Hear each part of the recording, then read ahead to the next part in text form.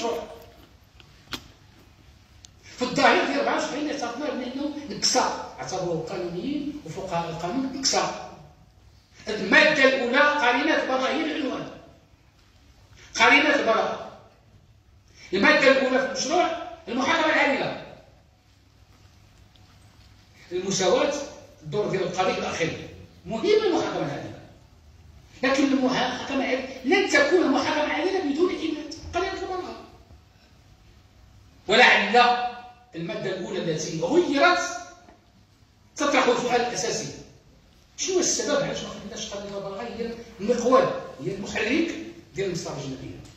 لأننا عندنا غايات أخرى، أولا وحنا سندخلوا الشق الثاني اللي بيطرحه البرلمان: الاختلال في القوى الأساسية داخل المنظومة ديال المصلحة الأجنبية. شنو هي القوى الأساسية ديال المنظومة ديال المصلحة الأجنبية؟ هي الضابطة القضائية، أي الشرطة القضائية، هي النيابه العامه، هو قضاء التحقيق. اذا باش نخلقوا خلل في التوازن بين هذه السلطات يجب ان نبعد قرينه البراءه كهدف استراتيجي للمستقبل، ونديروا الهدف الاساسي هو محرك الجريمه. الهدف الاساسي هو التوقع قبل وقوع الجريمه. الهدف الاساسي هو الحمايه الامنيه في كل المواقع والاستباق الامني في كل المواقع. هذا اقول بانه جميل، يعطي قوه للمؤسسات، لكن الهدف من المصلحه الجنائيه ماشي هي تعطي قوه للمؤسسات، تعطي المؤسسات شوف السياسات العموميه اللي تترسمها الحكومه في كل المجالات. لكن في المجال المصلحه الجنائيه عندنا الهدف الاساسي هو حمايه الحريه وحمايه مراكز التي في تماثل قوي مع الحريه. كيف يتعامل الشرطه القضائيه مع الحريه؟ شنو هي الحراسه النظريه؟ شنو هي امكانيات الحراسه النظريه؟ الغرض شحال مده الحراسه النظريه؟ شنو هي المكانه ديال الاعتقال الاحتياطي التي قام به قضيه التحقيق؟ شنو هي المكانه ديال ايداع السجن، ايداع التي قام به الوكيل العام ووكيل الملك؟ معنى ذلك ان المسؤوليه هي المقياس للمشروع، ماشي التوازن بين المؤسسات، اذا تنقول بانه اليوم قانون البراءه مبتدأ. شنو هي المظاهر ديال التهديد ديالها؟ هي توسيع الصلاحيات ديال الضابطه القضائيه فيما يتعلق بالاعتقال بلاكارديل، هي عدم تقليص مده الحراسه النظريه. فرنسا كانت 48 ساعه، ردوها 24 ساعه. اليوم عندنا 48 ساعه، 24 ساعه تصبح 48 ساعه، 96 ساعه في الارهاب وغيره من الجرائم تتبقى 96 مع 4 مرات، و96 زائد 96 في القضايا الاخرى الجنائيه الاخرى. لماذا لم يقلص المشروع من مده الحراسه النظريه؟ علاش؟ واش عندنا الخصاص البشري في الطاقه ديال الامنيه اللي يمكن تواجه الجريمه في لحظتها وتجيب على الحريه في لحظتها. 24 ساعه يمكن ضابط الشرطه القضائيه انها تعمل البحث وتجمع العناصر ديالو وتقدم الملف للمعني الامر. لماذا الاعتقال الاحتياطي لا زال قويا؟ هو اللي تامر به قضيه التحقيق. في الجناح مازال عندنا الشهر، في الجنايات مازال عندنا شهرين. إن كان قلصت المده ما بقاش 5 مرات، ولكن لا زالت المده طويله جدا. فإذا تقول بأنه اليوم هذا التوازن غير قائم، بين قانون البراءة وبين صلاحيات السلطات الكبرى. التوازن غير قائم لأننا ما حميناش السلطات التي هي مهتمة بالتحقيق. أي الولوج إلى العدالة يتطلب الولوج إلى قاضي مستقيم. اليوم قاضي التحقيق غير مستقيم، عكس ما كانت عليه سنة 1959. عكس ما كان عليه الأمر سنة 1959. قانون 0122 ديال معمول به اليوم خلق ما يسمى غرفة الجنحية، أعطى صلاحيات قضية التحقيق، ولكن أعطى صلاحيات أخرى التي تتناقض مع استقلال مؤسسة قضية التحقيق. قضية التحقيق ما نتخموش بأنه هي بحال النيابة العامة بحال قضية جلسة الحكم، هو وسيط. وأهم من المميزات ديالو هو أنه يقوم بكل الإجراءات كسلطة مستقلة، لا يتبع لا للمحكمة ولا لرئيس المحكمة ولا لوزير العدل ولا للنيابة العامة. هذا نظريا. علاش؟ لأن القانون عطاه واحد المكانة فيما يتعلق بالبحث. أكبر مؤسسة في القانون المسطرة الجنائية هي قضية التحقيق. من المادة 83 حتى المادة 230 147 مادة كلها مخصصة لقضية التحقيق. 7 أبواب كلهم مخصصين لمؤسسة التحقيق. والصراحة كلها تكتب، لكن خطير هو بعض الأمور كان ممكن المشروع يعالجها. المسطرة الجنائية اليوم اللي تنتحدثوا عليها التي لا زالت تتوضع قضية التحقيق في موقع ضابط الشرطة القضائية الممتاز، بحال الوكيل العام بحال الوكيل الملكي. مادة 19 ضابط الشرطة القضائية. شنو هو من يسير ضباط الشرطة القضائية؟ من يراقبه؟ هي النيابة العامة، هو الوكيل العام. معنى ذلك أن تكون قضية التحقيق أنت ضابط سامي، ومن يساهم ومن يسير ويراقب ويؤدي ويتابع عمل القضية هو الوكيل العام. معنى ذلك أنك قضية التحقيق مرتبط بالوكيل العام، تشتغل تحت إمارته وتحت توجيهه، ربما ماشي بهذه الحدة، لكن موجود على أنه ما يفيد بأن قضية التحقيق ليس قضيا مستقلا. عندي جوج معطيات التي يمكن نعتبرهم خطيرين على مؤسسة التحقيق، وكان ممكن المشروع الآن يتجاوزهم. المشروع الأول هو أنه زول الصفات الضبطية، ما يبقاش ضابط سامي. عندنا ما يكفي من الضباط الساميين، عندنا مدير الأمن الوطني، عندنا مدير الإدارة التراب الوطنية، عندنا الضابطيين، عندنا الأعوان، عندنا الباشوات، عندنا القياد، فيه ضابط سامي، شي ضابط عالي، شي عام. اليوم المشروع دخل حتى الأعوان ديال القياد اللي ما كانوش 2022 ما كاينش ضابط كان عام ديال الضابطة القضائية صبح اليوم ضابط. العام أو المساعد ديال القيد أو ديال الباشا أصبح ضابط بحالو بحال الوكيل العام بحال الوكيل الملك، ماشي ضابط سامي ولكن ضابط بحال المدير العام الأمن الوطني ومدير إدارة التراب الوطني. إذا نشوف وزارة الداخلية تتعمل المراكز ديالها داخل المشروع بدون جمعية باش تضعف.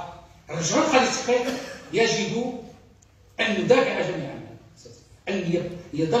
أن نصبح قضية التحقيق مؤسسة مستقلة، لأن المؤسسة الوسيطة لا هي متأثرة بالبحث البوليسي بالمحاضر التي تتم في السرية وفي غياب الدفاع عن المتهم، وفي غياب أحيانا حتى المعطيات الأساسية التي يمكن أن تحمي الشخص في موضوع الحراسة المدنية، خصوصا في المادة الجنائية.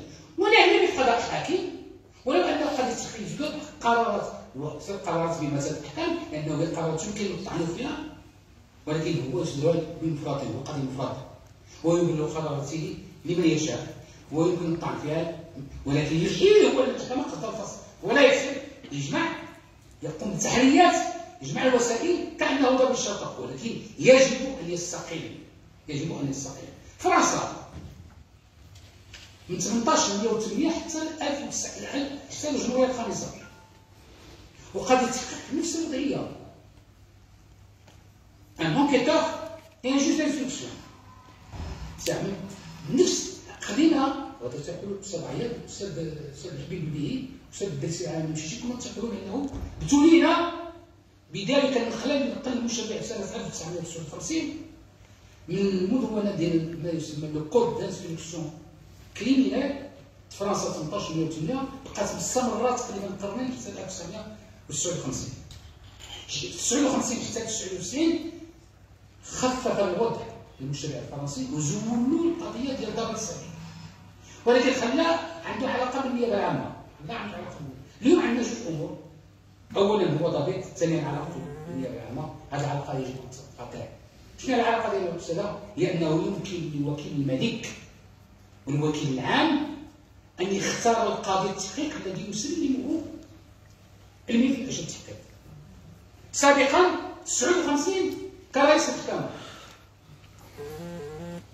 اليوم اصبح الوكيل المالي الوكيل العام هو الذي يختار اذا تعدد قضاء التحقيق، هو الذي يختار القاضي اللي تعطيه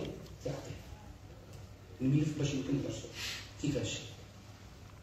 هذا معناه انه ارتباط تاثير معنوي تاثير قانوني وهكذا. مازالش شويه هذه غير بعض الامور الاساسيه اللي يمكن تبان فيها اختلال التوازنات، وتنقول بانه عندنا غرض باش يكون الولوج للعداله ولوج سليم يحمي الامن القانوني. نعطيكم واحد الامثله الله يخليكم بسيطه جدا.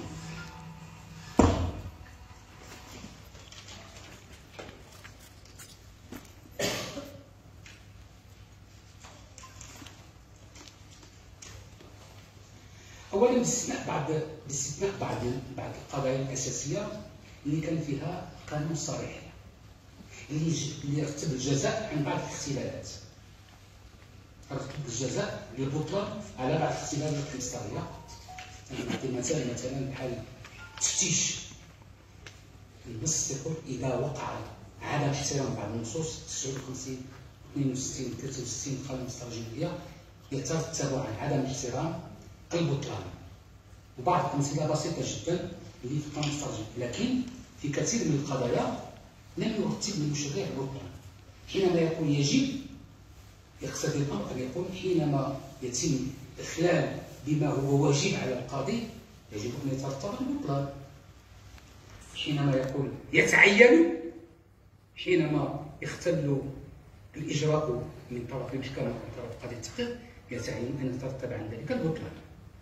والمطروح هو اننا نقترحوا على البرلمان، على المشرع، ان يفرد باب البطلان بصفه عامه في المسطره. ما نبقاوش نقلبوا فين يكون البطلان فين ما يكونش، نشوفوا الماده كذا ونشوفوا كذا، نشوفوا التحقيق، نشوفوا النيابه العامه، نشوفوا المحاكمه، نشوفوا قضيه تنفيذ العقوبه، نقلبوا في المسطره. بحال الان المشروع اللي تقدم لنا باش تقراه خاصك تولي انت جزء من الصفحات، انه واحد الخليط، واحد التركيبه يصعب الانسان ان يجد نفسه في المشروع كيف رتب.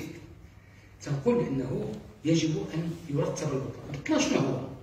البطلان هو ذلك العقاب الذي منحه المشرع للافراد للمتقاضين حينما يقع الاخلال ببعض الحقوق المسطريه، ببعض الاجراءات المسطريه اللصيقه بالحق في الدفاع مثلا، اللصيقه بالاثبات مثلا، اللصيقه بحقوق الضحايا مثلا، يترتب على هذا الاخلال. الان حتى الان الغموض، نعطيكم الغموض ما معناه. اختارت النقطه المغربيه قالت حينما يتم الاخلال بمده الحراسه النظريه. القانون تيقول مده الحراسه النظريه 48 ساعه. اذا تجاوزناها تنقولوا نظام القانون يحدد بالساعه، ماشي بالنهار، بالساعه. متى تكون الساعه ديال الحراسه النظريه؟ أنا تقبض نهار فاتح الشهر الساعة 12 زوالا وما خرجتش حتى نهار 3 في الشهر الساعة 4، معناها أن الحراسة النظرية زادت ما احترمتش 24 ساعة زائد 24 ساعة، 24 زائد 24 زادت حتى 6 ساعات. قالنا المجلس على جاوبنا، قال البطلان لا يترتب إلا إذا لحق الأمر ضررا بطالب البطلان. كيفاش الضرر؟ هذا خرق قانون، هذه خرق المسطرة. المسطرة تاخذ تدخل من المادة 750 يقول الإجراءات التي يأمر بها هذا القانون تعد كأن لم تنجز، كأن لم تكن. هذه قاعدة واضحة. المجلس على تقول لا، التعدي أو الخروج عن المدة الزمنية للحراسة النظرية لا يرتب. فإذا تنقول اليوم المشروع يجب أن يفسر هذا الأمر. كثير من القضايا باش ما عمركم شويه ديال كثير من القضايا اليوم اصبحنا ملزمين باش نقولوا للمشرع دير لنا ماده صريحه التي ترتب البطلان على كل القضايا التي تمس بحقوق الدفاع، تمس بالاثبات، تمس بالاجراءات الجوهريه المحدده. ثانيا شوفوا فاش التوازنات مفقوده. 432 من القانون الإصداري تيعطي القاضي ملي تيكون تيحكم عليا انايا مثلا بجريمه ضرب وجرح يؤدي الى الموت، تيمكن كيف القاضي تيمكن يقول لا، هذه العمليه ما تدخلش في اطار الضرب والجرح، تدخل في القتل العام ما صار في اطار الترصد، تيمكن يعيد التكييف. او تيقول لي لا، النيابه العامه تبعك قضيه التحقيق تبعك الضرب والجرح القتل العام مع الاصابه والترصد، لا انا بان لي فيها فقط الضرب والجرح الناتج عن القتل بدون نيه القتل، تقلب الجريمه كلها وتندوز من الاعدام للعقوبه اخف. اليوم الامكانيه اللي كانت عند القاضي الجالس، القاضي اللي تيحكم، ما بقاتلوش، لانه اليوم الوكيل العام يمكن يكون الجنايه تعطي التعليمات للوكيل الملك، تيقول له هذه الصدق هذا ملف راه فيه جنايه، ولكن تنظن منك تتبع المعني بالامر بجنحه، الجنحه اللي تيكون فيها العقوبه اقل من 5 سنوات. انا تنقول الوكيل العام تنقول جنايه، اذا انا تيمكن نكيفها ماشي جنايه ونحيلها للاختصاص، لا تنقول تنحيلها كامل الجنايه، تنطلب منك الوكيل الملك تكييفها تكييف جديد، تعطيها الصفه الجنحه اكثر من ذلك، مع انه هو تيعطيها تكييف حسب المزاج ديالو.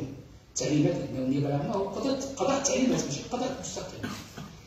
القاضي الذي سيحكم في هذه القضيه ممنوع عليه على انه يعيد التكييف، ممنوع عليه انه نقول لا وكيل الملك راه خطا، هذه راه جنايه ويجب ان تظل جنايه ويجب الحكم.